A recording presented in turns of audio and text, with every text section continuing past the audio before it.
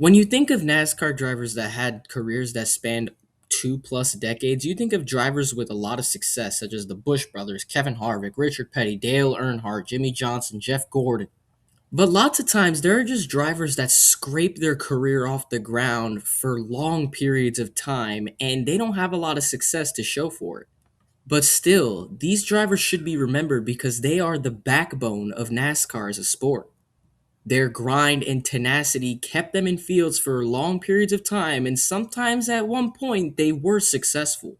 That is why today we are going to look at the NASCAR champion that deserves so much more. Mike Bliss gained national prominence by winning the USAC Silver Crown Championship back in 1993, and just 2 years later, he was signed to drive for Ultra Motorsports full time in the inaugural NASCAR Truck Series season.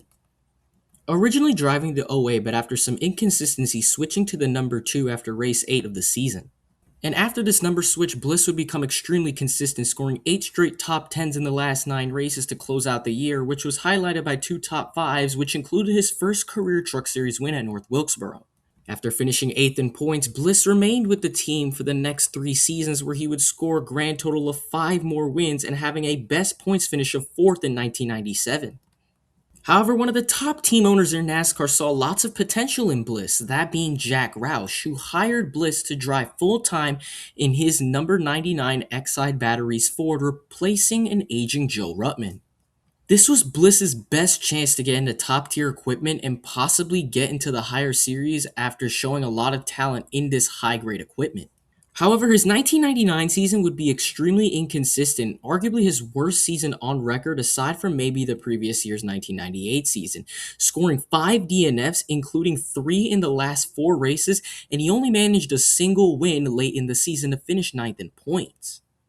At this time, Bliss had already started to dabble in a few Busch Series starts. In the last 2 years in 98 and 99, he made a grand total of 5 starts, which included getting a top 10 finish for Michael Waltrip Racing in 1998 at IRP, but his other 4 races were extremely subpar. But he also made his first career Cup starts in 1998 and 99 as well. 2 races driving for American Equipment Racing, replacing David Green in 98, where he finished 25th or worse in those 2 starts. But late in 99, he made 2 starts driving for Eel River Racing.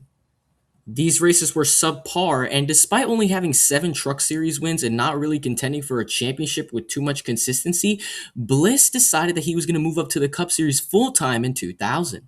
Driving for AJ Foyt's number 14 Pontiac, but however, Bliss only made the season-opening Daytona 500, where he finished a dismal 33rd, and after missing the next 3 races, the team would shut down.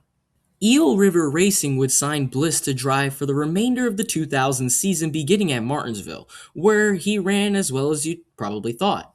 Across those final 27 races, Bliss only managed 2 top 20s, which included a top 10 at Talladega, where he finished in 9th. But he also managed to DNQ for 3 races and finished a dismal 39th in points as the season came to a close with an average finish of 31.1. Bliss wouldn't be re-signed to the 27 ride and scrambled to find rides for the remainder of 2001. He made the opening Daytona Busch Series race for an underfunded team, but he crashed out and the team would shut down. He would sign later with Eel River once again to try to make some races after their main driver was fired, but he didn't make any of his 3 attempts. It looked like Bliss's career was finally going off the deep end and he was going to fade into obscurity. But one man decided to help Mike Bliss bring his career back on track. This would be Steve Coulter, who was actually the owner of a Truck Series team that had a win back in 1997, and the team had been in hiatus since they dumped their main Busch Series driver Tim Sauter in the middle of 2001. Wanting to gain some funding and to drive full-time again in NASCAR, the team would hire Mike Bliss to drive in a one-off deal for them at South Boston. Bliss would race his heart out at South Boston, where he was able to finish in an impressive 9th place. This result was good enough for Coulter, who, despite sponsoring the team out of his own pocket with his own company IWX, decided that he was going to run full-time for the series championship in 2002 with Bliss at the helm. Just like Steve Coulter was putting his own time, money, and effort into funding his own Truck Series team, I'm putting my max effort into creating quality videos for you guys. 95% of you are not subscribed to the channel, so please consider pressing the subscribe button. It really helps me out. And make sure you smack that notification bell on too if you're interested in continuing to watch quality content like this. Mike Bliss and Express Motorsports would enter the 2002 season with some solid expectations, qualifying inside the top 5 at Daytona, and despite running well early on, unfortunately the 16 team would run into engine issues and would not finish the race, being classified in the 33rd position. However, that would go on to be the only blemish in what was a historic season for the 16 team, as after that race, Bliss would never finish lower than 18th for the rest of the season and would go on to score multiple victories and win the championship by 46 points over this guy. Bliss's 2002 season in the Truck Series saw him score 5 wins, 13 top 5s, 18 top 10s, 4 poles, 389 laps led with an average starting spot of 4.2 and an average finish of 7.1. What was even more satisfying for Bliss was that his 5th win of the 2002 season came at South Boston, which further cemented himself as definitely being worthy of the ride after getting his one-off audition in South Boston the previous year. With how unexpected this dominant championship season was, Mike Bliss was being scouted by multiple teams to possibly move up to the Busch Series or even the Cup Series. Despite closing in on 40 years old, it didn't look like he was going to lose any steam because of how dominant this season was. So these dominant teams really were looking at him, and none would be bigger than the team he would sign with in 2003. In 2002, the only non-Truck Series NASCAR start Mike Bliss made came in the Cup Series at Martinsville, driving for Chip Ganassi Racing in their number 40. Their main substitute driver, Jamie McMurray, had to run the Busch Series race at Memphis, so the team hired Bliss as a replacement where he took the 40 to a solid 14th place finish. However, entering 2003, similar to 1999, a really famous team owner decided to take note on Bliss's performances in the 02 truck season. In 1999, it was Jack Roush, but in 2003, it would be the former Washington Redskins Hall of Fame head coach, Joe Gibbs. Yes, that Joe Gibbs, the one that owns the Cup Series team with multiple championships with Bobby Labonte and Tony Stewart. Yeah, that team. Joe Gibbs Racing would hire Mike Bliss to drive their number 20 Chevy/Pontiac for the entire 2003 NASCAR Busch Series season. The team had been on hiatus since 2001 due to losing sponsorship, but with Rockwell Automation sponsoring the 20 team full-time after leaving Richard Childress Racing's number 21, Rockwell was going to be sponsoring the 20 full-time in 2003. This is going to be Bliss's first chance at driving full-time in the mid-tier NASCAR Busch Series, so let's see what he was going to do. He had to leave Express Motorsports to do so, however, but you don't have to worry, Express. I'm sure you'll do fine in 2003 anyway. Good job, Waffles. As he moved up to the Busch Series, Bliss would suffer an extremely insane roller coaster season in 2003. In fact, his entire season can be encapsulated perfectly by just looking at the first 8 races of the season. In the first 8 races, Bliss had 5 finishes of 6th or better, but in the other 3 races, he finished 22nd or worse. He would have really strong runs, but it was followed up by some sort of wreck or a horrible mediocre run. At Gateway, he would have a perfect chance, leading 117 laps, but would run out of gas on the final lap and would go on to finish outside the top 10 as Scott Riggs went on to win. Despite being as high as 4th in the standings one point, it wasn't meant to be. Mike Bliss ended his first full Busch Series season in 2003 with 0 wins, 8 top 5s, 14 top 10s, 136 laps led, and an average finish of 16.8 and finishing 10th in the standings, which also included not finishing 7 entire races. Using his experience from his rookie Busch season and the Daytona start he got in Gibbs' R&D car in the Cup Series, Bliss looked to go into 2004 with way more consistency than he did in his rookie season. And this showed completely in the first 11 races. Bliss only managed 3 top 10s, but only 2 of those races did he finish outside the top 20. He was outside the top 10 in points, but started whittling his way toward the top 10 once he rattled off a bunch of top 10s, which included 7 in a span of 9 races. And it looked like he was just performing better and better, more consistent, but it all came together at Richmond 2004, in the Cup Series, mind you. Driving in his second start in the Joe Gibbs Racing number 80 research and development car, Bliss put that Hunt's Ketchup Chevy up inside the top 10 early on and ran inside the top 5 on pace. And keep in mind, this is the first ever chase cutoff race in NASCAR history, and Mike Bliss was able to get his second career top 10 and his first career top 5 by bringing the number 80 to a 4th place finish. This was very unexpected, and Bliss used this to fuel his fire in the remaining races of the Busch Series season, where it all came together with a few races left to go at Charlotte. Taking the lead on a 20 to go restart, and after the 10 to go restart, Mike Bliss held off all the bushwhackers and the series regulars to get his first career Busch Series win. This win justified all those years of grind and tenacity in the Truck Series and just toughing it out with any ride he could get. However, despite getting his first Busch Series win, Mike Bliss wanted more, and he felt like he finally earned it. Because he had finally got his first Busch Series win and his first Cup Series top 5 not too long before, Bliss asked Joe Gibbs Racing for a Cup ride in 2005. Because Joe Gibbs Racing announced that they were opening up a third full-time Cup Series team in 2005, Bliss thought he finally earned it. 2 years of hard work in the Busch Series after being a former Truck Series champion, he finally was able to best the Bushwhackers and other Busch Series regulars to get his first Busch Series win at such a difficult track like Charlotte. So you would think he finally earned it. He was the favorite to get this ride. However, Joe Gibbs declined this offer. Instead of Mike Bliss, the team decided to go with Jason Leffler to drive the new 11 car full-time in 2005. This infuriated Bliss, who immediately announced that after the 2004 season would leave Joe Gibbs Racing entirely. In fact, he would find a deal with Haas CNC Racing to replace their departing Ward Burton for the final 2 races of the 2004 Cup Series season. He would end out the Busch Series season with the 20 team for Gibbs in the Busch Series, where he would have multiple top 5s and end out the year strong. And the Cup Series, in those final 2 races, he was able to get a top 10 in the Southern 500. His 2004 Busch Series stats are this: 1 win, 6 top 5s, 14 top 10s, 3 poles, 109 laps led, and a 5th place points finish with an average finish of 15.2. So improvements in everything but top 5s, but he was so much more consistent and he finished 5 spots higher in points than he did in his rookie year. Again, you would think that he deserved this Cup ride. In fact, if you compare him to the actual driver for 2005, Jason Leffler, let's look at these stats. Entering 2005, Mike Bliss had the better resume. Although both had 1 Busch Series win to their credit, Leffler had actually gotten fired at the end of 2004 because he signed on to drive for Gibbs.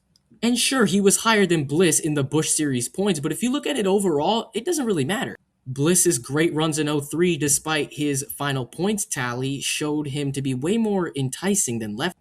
And add on to the fact that Bliss was a Truck Series champion with 12 career wins, while Leffler only had a single Truck Series win to his resume. But if you think about it, Leffler ended up performing horribly in 2005, and I didn't even mention how bad his 2001 Cup season was with Chip Ganassi. But if you think about it, had Mike Bliss driven the number 11 full-time in the Cup Series in 2005, we might have never seen Jason Leffler in the 11. We probably would never have seen Denny Hamlin in the Cup Series or in the NASCAR Cup Series at all. Could you imagine NASCAR without Denny Hamlin in the 11? Because of his fallout with Gibbs, Bliss didn't go to the Cup Series with them, but he ended up going to the Cup Series full-time anyway, going to race for Haas CNC Racing in their Zero car full-time in 2005 because they were in love with his performance in the 2004 Southern 500. However, Bliss performed as well as you thought he would in a car like that, because mid-pack is a generous term for Haas CNC Racing back then. They were usually a backmarker car, but Bliss made the most out of his equipment, finishing in the top 20 many times across the season and actually finishing in the top 20 in the first 4 races of the year. But the year was pretty forgettable, only scoring 2 top 10s at Pocono and Bristol, and finished 28th in points with an average finish of 24.3, and the only thing anyone remembers from him that season was getting wrecked in the All-Star Open, nearly winning that race, but getting wrecked by that dude in the files. However, toward the end of the mediocre Cup season, Bliss decided that he really needed a career reset. He needed to go back where he felt the most comfortable. After making a Busch Series start at Daytona in the mid-portion of the season, he didn't finish, but he went down to the Truck Series to make his first starts since his championship season not too long ago. Finishing 11th at Bristol with MRD Motorsports and actually being the replacement driver for the departing Jack Sprague at guess where? His former home at Express Motorsports. Sprague had left the team toward the end of the season despite winning for them at Texas early on, and Bliss was the replacement driver for the final 4 races, and although his first 2 races were forgettable, he ended out the season on a pretty solid note, finishing 10th at Phoenix and 4th at Homestead. Because of his good performance, Bliss was signed to drive full-time for Express once again in 2006, and early on in the season he looked extremely consistent, scoring lots of top 5s and top 10s, which had a best finish of 2nd at Milwaukee in race number 11, and after that race he was sitting as high as 6th in the standings. But however, the end of the season would be a tumultuous, horrible downfall. Being extremely inconsistent across those last 14 races, he finished 22nd or worse in 6 of them, and although he was able to get his 13th career Truck Series win by leading the most laps at Atlanta late in the year, he fell all the way down to 11th in the standings. 1 win, 7 top 5s, 13 top 10s, 92 laps led, and an average finish of 14th, and a points finish outside the top 10 wasn't enough to retain the former Truck Series champion. But don't worry, he already had a ride in place for 2007. Because late in the year, he signed with BAM Racing in the Cup Series to drive for the remainder of the year, and although he DNQ'd at Martinsville, he made the final 6 of the final 7 races at the end of the year, but he had a best finish of 23rd. That was good enough for them to put him in the 49 Dodge full-time in the 2007 Cup season. Bliss would be off BAM Racing after only making 4 of 16 starts, and he moved down to the Busch Series. In 2006, he actually ran sporadically with the best finish of 12th at Texas, driving for Chichi in their 34. And in 2007, he ran as the primary driver for Fitz Motorsports in the Busch Series. In 23 starts for them, he was able to get 3 top 5s and 7 top 10s and end out the year 21st in the final standings, with a second place finish at Memphis being his best run. He also had a top 10 finish at IRP, which was the only start that season he made not driving for Braun. So he ended out the season in 24 of 35 races with 3 top 5s, 8 top 10s, and an average finish of 18.8. He would drive full-time for Fitz in 2008 and got 2 top 10s early on the season at Atlanta and a 5th place finish at Bristol, but after the race after in Nashville, race number 6, Bliss would leave Fitz Motorsports immediately to go to Phoenix Racing, where he drove for the remainder of the year, getting streaks of top 10s and a few top 5s to end out the year in a strong 5th in points, tying his career best from 2004. 3 top 5s, 15 top 10s, 120 laps led, and an average finish of 12.4 was better than any of his years at Gibbs. 2009 saw more of the same, where he actually ran for the team for majority of the year, which included backing up his first win at Charlotte from 5 years before by going to the spring race in this Phoenix 1 car, being a strong car in the day and staying out once the weather came, hoping for a yellow, which eventually it would come with 2 cars on the lead lap, and he would stay out and be awarded his second career Nationwide Series victory. He got multiple top 5s and 10s through this stretch and stayed inside the top 5 in points. However, after Iowa, which was race number 21 of the season, Phoenix Racing would dump him, and Bliss would have to scramble for rides for the remainder of 2009. He raced for a litany of teams, with CJM Racing's number 11 5 race then being his most memorable, where he got top 10s in every single race, including 2 runner-ups. He ended out the 2009 season with 1 win, 7 top 5s, 15 top 10s, a career-high 197 laps led, and an average finish of 17.0, and finished 5th in the points for the second time in a row and his 3rd time in his career. And while Bliss was running competitive in the middle tier series, we cannot gloss over the fact about his one-off Cup start for Michael Waltrip in 2008 and his part-time starts for Phoenix Racing and TRG Motorsports in 2009. He as well was still running in the Truck Series, being Bobby Hamilton Racing's primary driver for their Ford Dodge, where he got multiple top 5s and 10s throughout the year. And in 2008 and 2009, he ran sporadically across the series for multiple teams, which include Express again, SS Greenlight, Billy Ballou, TRG, and Key Motorsports. However, in addition to his part-time 2010 Cup season with a bunch of backmarker teams, he was going to be driving full-time in the Nationwide Series again, driving for Key Motorsports full-time, as well as having 3 selected starts with Kevin Harvick Incorporated in their number 33 Chevy. Key Motorsports was definitely a downgrade compared to Phoenix Racing, as he ended out the year only with 2 top 5s and 4 top 10s and finished 15th in points with an average finish of 20.9, and he also missed the Talladega race. However, in those 3 starts for KHI, he got 2 top 5s at Nashville and Gateway, and led laps at Kentucky, although he finished 24th, and led multiple laps at Gateway as well. Across his 2010 Cup season, he also made 17 races, scoring 2 top 10s on plate tracks with an average finish of 34.0. However, in 2011 is when Bliss decided to settle. Bliss seemed to accept his fate as a mid-pack driver in the mid-tier series and moved to the middest team of the series that time, TriStar Motorsports, to drive their 19 car, 44 car, 10 car, whichever they were feeling like, starting in 2011, and he drove there full-time to 2014, where he got a couple of rare top 10s, his best finish being an 8th in the Fall Daytona race in 2012, and a best points finish of 8th that year. There was a lot of top 20s to be seen across these 4 seasons, and not really much to take note of.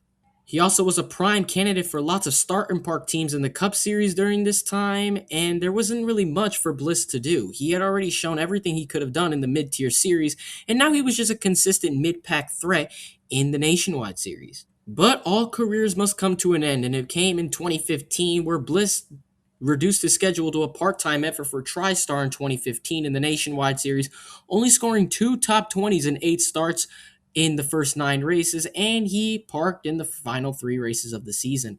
And in 2016, he also made his first truck starts for the first time since 2009, where he failed to finish 2 of the 3 starts he made with the best finish of 17th at Kansas. But in the Nationwide Series, or actually Xfinity Series now, because Xfinity was the name of the series starting in 2015, he made his final 3 starts in the series driving for TriStar, getting a best finish of 26th at Mid-Ohio. So that was the career of a NASCAR champion, believe it or not, starting off in the Truck Series as a regular, and after a disappointing season with Roush, he's driving all over the place, but he put his career back on track by winning a Truck Series championship in 2002, where he performed so well, I forgot to add, he got a seat in IROC the following year, where he actually got a win at Chicagoland and finished 4th in that year's point standings, becoming a prospect for Joe Gibbs Racing, where he drove their number 20 Chevy for 2 full seasons and improved so much, getting the team their 3rd ever Busch Series victory at Charlotte in 2004, but left the team in frustration because they refused to give him a Cup ride, where he actually got a top 5 in their research and development car at Richmond in 2004. Driving a full Cup season for Haas in 2005 wasn't really the best decision, and he became a journeyman after that season, getting his final truck win in 2006, and then just driving all over the place. But in 2008, he ran full-time driving for Fitz and Phoenix Racing and followed it up with his consistency and getting his 2nd career Nationwide Series victory at Charlotte in a rain-shortened event that he ran pretty strong in. However, after getting let go from Phoenix midseason, having to finish the season driving for a bunch of random teams and getting 2 consecutive top 5 points finishes, he drove just for random TriStar Motorsports mid-pack teams for the remainder of his career. Outside of those few races with KHI in 2010, Bliss became pretty much of an afterthought after the 2009 or 2010 season. It's a shame because when you think about it, you really got to imagine, what if Gibbs gave Bliss the 11 ride instead of Jason Leffler? I personally think it wouldn't have been much different, but it still would have been something important to his resume. If Bliss drove the 11, Leffler would never have been it. Who knows? Maybe Hamlin would have never gone to Gibbs, or maybe he would have never even become a Cup driver. What if Bliss performed better when he went back down to Express in 2006 and not had that incredible fall off to finish outside the top 10 in points?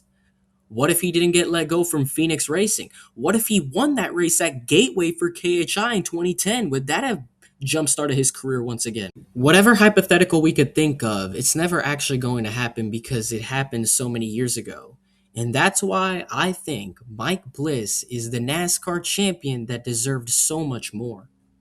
I hope you guys liked that video. Again, 95% of my viewers are not subscribed, so make sure you hit that subscribe button, hit the bell button, and definitely drop a like on the video and share as much as you can to everyone you possibly know. This is a very fun video to make for me, and probably one of my favorites on the channel, so I hope you guys liked it as well. I hope you guys liked this video. Please like, please subscribe, and I'll see you in the next one.